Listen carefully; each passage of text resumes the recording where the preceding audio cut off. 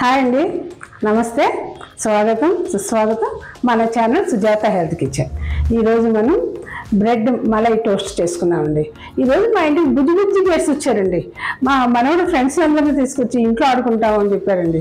పైగా వాళ్ళకి ఏమైనా స్వీట్ చేసి పెడతావా నానమ్మ అని అడుగుతున్నాడు. వాడికి ఎగ్ హల్వా అంటే చాలా ఇష్టం అండి. తరచూ ఎగ్ హల్వా అడిగి చేసి పెడుతూ ఉంటాను, వాడు తినేస్తూ ఉంటాడు. అలాగే ఫ్రెండ్స్ అందరికీ ఎగ్ హల్వా చేసి పెడతావా అని అడుగుతున్నాడండి. బుజ్జి బుజ్జి ఫ్రెండ్స్లో కొంతమంది వెజిటేరియన్ ఫ్యామిలీస్ వచ్చిన పిల్లలు కూడా ఉన్నారండి. సో వాళ్ళందరి కోసం ఈరోజు నేను బ్రెడ్ మలై టోస్ట్ చేస్తున్నాను. ముందుగా దీనికి కావాల్సిన పదార్థాలు చూద్దామా. బ్రెడ్ పీసెస్ ఒక 6 పీసెస్ తీసుకున్నానండి. 1 కప్పు పాలపొడి, 1 కప్పు పంచదార, 1/2 లీటర్ వరకు పాలు తీసుకున్నానండి. నెయ్యి, పైనాపిల్ ఎసెన్స్ అండి. ముందుగా ఒక పాన్ పెట్టి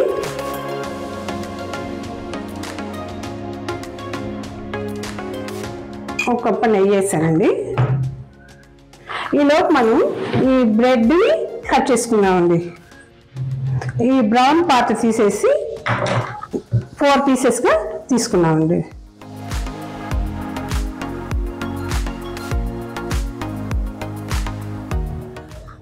ఇలా 4 పీసెస్గా కట్ చేసుకున్నానండి. బ్రెడ్ని ఇలా 4 పీసెస్గా చేసుకున్నాం కదండి, వీటిని వేసి కాల్ చేసుకున్నాం.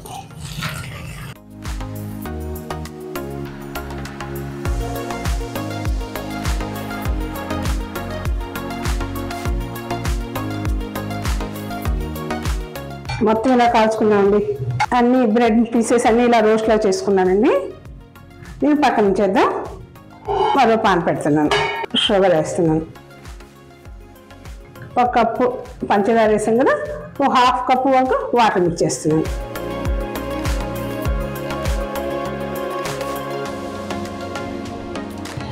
ఈ పంచదార కరిగి లేదా జిగురు పాక రావాలండి, అంతవరకు కరిగించాలి.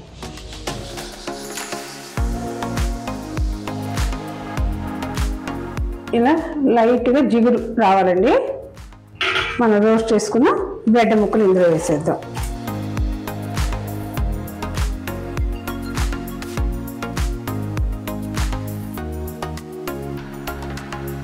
ఇలా ఒక బౌల్లోకి తీసుకుందామండి. ఒక కడాయి పెడుతున్నానండి. చిక్కటి గేదె పాలు 1/2 లీటర్కి వస్తున్నాను.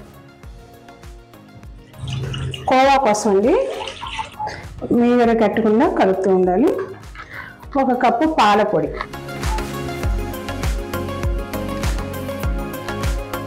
స్టవ్ సిమ్లోకి టర్న్ చేసి ఈ పాలపొడి గడ్డలు కట్టకుండా కలపాలండి. పాలను మనం వేసిన పాలపొడి మెల్ట్ అయ్యి ఇలా దగ్గరకు వచ్చేంత వరకు మీగడ కట్టకుండా కలుపుకుంటూ కోవా చేసుకుంటున్నాను. మరి చప్పగా లేకుండా ఇలా కాస్త దగ్గరకు వచ్చాక 1 స్పూన్ షుగర్ వేస్తున్నాను.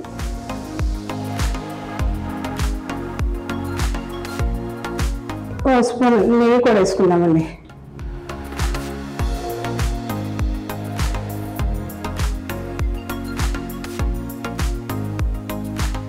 ఈ రోజైతే నేను మా మనవాడు అడిగారని చేస్తున్నాను కదండి. ఎప్పుడైనా సడన్గా గెస్ట్ ఎవరైనా వచ్చినప్పుడు కూడా రొటీన్గా పెట్టే స్వీట్లు కాకుండా డిఫరెంట్గా ఎలా చేయాలంటే ఇలాంటి సెలెక్ట్ చేసుకోవచ్చండి. పైగా మనకు త్వరగా కూడా అయిపోతుంది, 15 మినిట్స్లో అయిపోతుందండి. మనం షుగర్ వేసాం కదా, మెల్ట్ అయ్యే వరకు కొంచెం టైం పడుతుందండి. ఇందులో ఫ్లేవర్ ఏమైనా వేసుకోవచ్చండి, మీకు నచ్చిన ఫ్లేవర్ వేసుకోవచ్చు. ఇలాచి పౌడర్ వేయచ్చు, లేదంటే ఎనీ ఎసెన్స్ వేయచ్చండి. నేనైతే పైనాపిల్ ఎసెన్స్ 1 స్పూన్ వేస్తున్నానండి. స్మెల్ అదిరిపోతుందండి. ఈలోపు మన బ్రెడ్ ముక్కలు కూడా చల్లారిపోయాయండి. కోవా రెడీ అవుతుందండి. స్టవ్ కట్టేసిన ఒక 5 మినిట్స్ వరకు చల్లారనిద్దామండి. కోవా దగ్గరకు వచ్చిందండి. ఒక బౌల్లోకి తీసుకుందాం.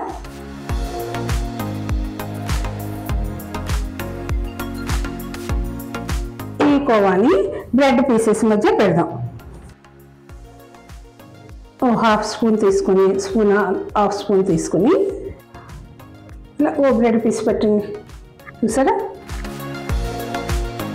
బ్రెడ్ మలై టోస్ట్ రెడీ అయిపోయినాయండి. వీటిని డైరెక్ట్గా ఇలా తినేయచ్చు, లేదంటే ఫ్రిడ్జ్లో పెట్టి ఒక 1/2 అవర్ తర్వాత తింటే పిల్లలు క్రీమ్ బిస్కెట్లని చక్కగా ఎంజాయ్ చేస్తూ తింటారండి. సో మీరు ట్రై చేయండి. ఈ మధ్య పిల్లలు ఎవరు పాలు సరిగ్గా తాగట్లేదండి. కాస్త పాలను మన లోపల పంపించినట్టు ఉంటుంది. పాలు తాగడం వల్ల మనకి కంటి చూపు మెరుగుపడుతుంది కదా. ఈ డిష్ని మీరు తప్పకుండా ట్రై చేయండి, మీకు తప్పకుండా నచ్చుతుందండి.